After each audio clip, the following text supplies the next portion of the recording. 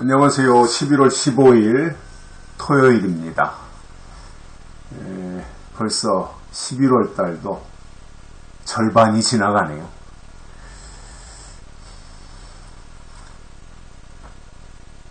오늘은 사도행전 11장 18절입니다. 저희가 이 말을 듣고 잠잠하여 하나님께 영광을 돌려가로되 그러면 하나님께서 이방인에게도 생명 얻는 회개를 주셨도다 하니라. 아멘.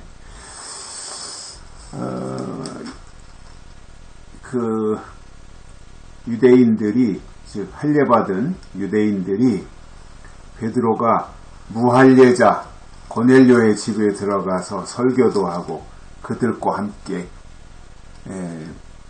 음식을 먹고 한 것을 가지고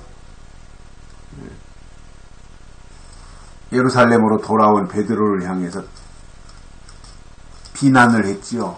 어찌 그럴 수가 있느냐. 아니, 수고하고 왔으면 격려를 하고 칭찬을 해야지 꼬투리를 잡아가지고, 물론 이해를 못했으니까 그랬다고는 생각을 하지만 어쨌든 이렇게 한다는 것이 말이 안 되기는 하는 거지요. 말이 안 되지요. 애쓰고 사명 감당하고 왔는데 기껏 한다는 게 생트집을 잡는다고 하는 게 김 빠지는 일이잖아요. 그렇다고 해서 베드로가 임의로 한 것도 아니고 하나님이 하라고 해서 한 거고, 그래서 그 과정을 우리가 어제 들었던 것처럼 베드로가 유대인들 앞에서 장황하게 다 설명을 했어요. 있는 그대로 하나님이 어떻게 역사하셨는가, 베드로에게 나타나신 하나님, 그리고 고넬료 집에서 역사하신 하나님, 이 모든 일은 다 하나님이 하신 것이다 라고 하는 것을 베드로가 그대로 다 설명을 한 겁니다. 그러니 베드로가 한 말이 다 사실인데요. 그죠? 베드로가 한마디나 거기에 자기 생각을 첨가했나요? 있었던 그대로, 하나님이 말씀하신 그대로를 다 말했고 그들에게 설명을 해준 거예요.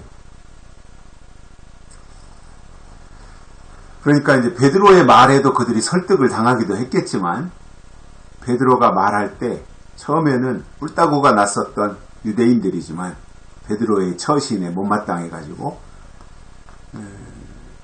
그랬는데, 베드로가 설명할 때 성령이 또 그들의 마음을 감동하셨겠지요. 그래서 베드로의 말을 수긍을 한 겁니다. 아, 그랬구나. 수긍을 다 했고요. 그래서 이제 오늘 본문에 보면 저희가 이 말을 듣고, 유대인들이 앞에서 베드로가 쭉 설명한 이 내용을 다 듣고는 더 이상 할 말이 없으니까 잠잠해진 거죠. 그렇게 떠들어대더니, 그렇게 쥐어뜯어댔더니 갑자기 잠잠해진 거예요. 할 말이 없는 거죠. 하나님이 하신 일인데 자기들이 무슨 할 말이 있겠습니까? 사실상 하나님이 이렇게 하셨다 그러면은 그거로 끝이에요. 사실은 다 함구하고 그냥 그대로 받아들이고 인정하는 거죠. 하나님이 하셨다는데요.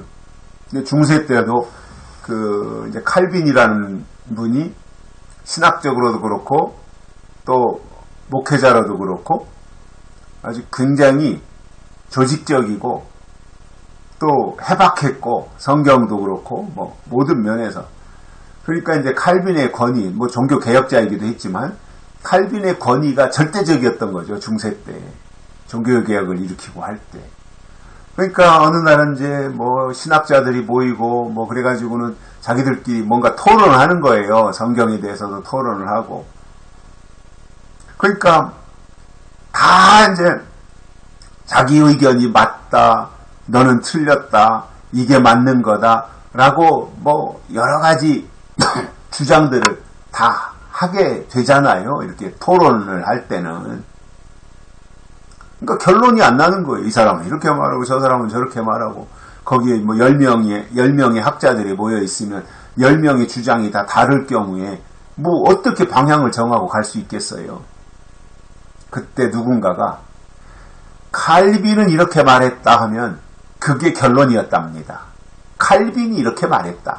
더 이상 할 말이 없는 거예요. 칼빈을 능가할 만한 사람이 없으니까 아, 칼빈이 그렇게 말했으면 우리는 그 앞에서 더 이상 할 말이 없다. 이렇게 하고 정리가 됐다는 거예요. 근데 우리는 아니, 성경이 이렇게 말한다. 그러면 그게 하나님의 말씀이구나. 하나님이 그렇게 하신 거구나 하고 따르면 되는데 오늘날은 어때요? 성경이 이렇게 말했다 하더라도 사람들은 잘 안 받아들이는 경우도 있잖아요. 자기들의 생각이 앞서가지고. 예수님이 이렇게 말씀하셨다 해도 그것에 대해서 부정하려고 하는 사람들도 있지 않습니까? 이게 이제 이 시대의 비극 중에 하나라고 봐요.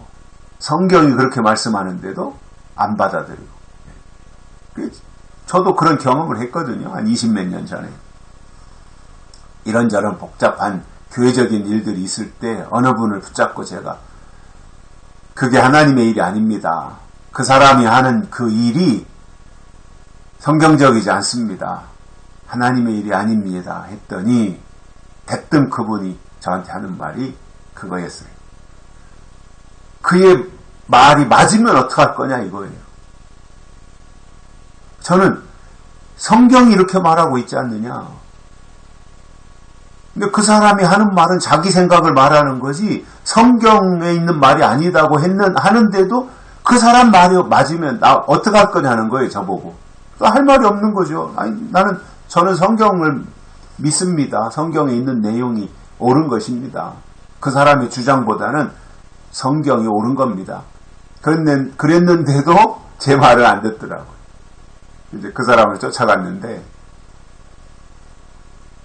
그런 거예요. 사람들이.